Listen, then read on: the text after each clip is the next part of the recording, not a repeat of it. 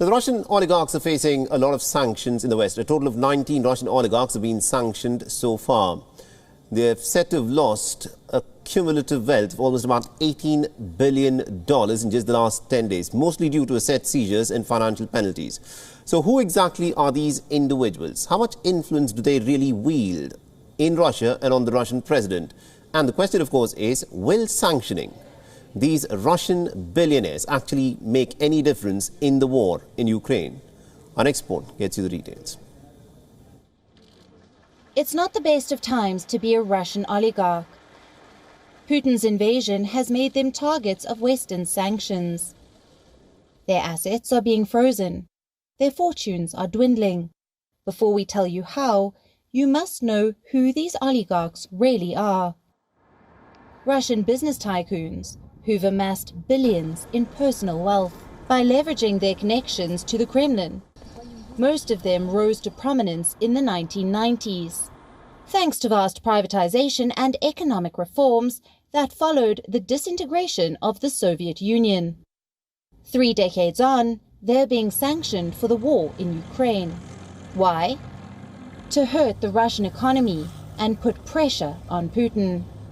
Topping the sanctions list is Igor Sechin, the CEO of state-backed Rosneft, one of the largest oil companies in the world. Sechin is one of Putin's most trusted and close advisors. Often called the second most powerful Russian, he reportedly earns $4.7 million per year and owns assets worth billions abroad. He now stands to lose most of these. He's already lost his super yacht, the 280-foot Amur Velo. France has seized it. Next on the list is Nikolai Tokarev, the CEO of state-controlled Transneft, one of the largest oil pipeline companies in the world. He served in the KGB alongside Putin and is also one of his longtime friends. Next, we have Alisher Usmanov, an Uzbek-born Russian businessman, often said to be Putin's favorite oligarch. With an estimated net worth of $19.5 billion, Germany has seized his $600 million yacht. Number 4 on the sanction list is Peter Avin, the biggest shareholder in the Alpha Group, the owner of Russia's largest private bank, with an estimated net worth of $5.3 billion. He's also a trustee in numerous European institutions, like the Royal Academy in London, which has now asked him to step down.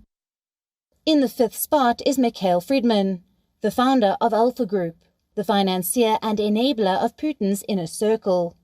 He owned a 50% stake in the London-based investment firm Letter One.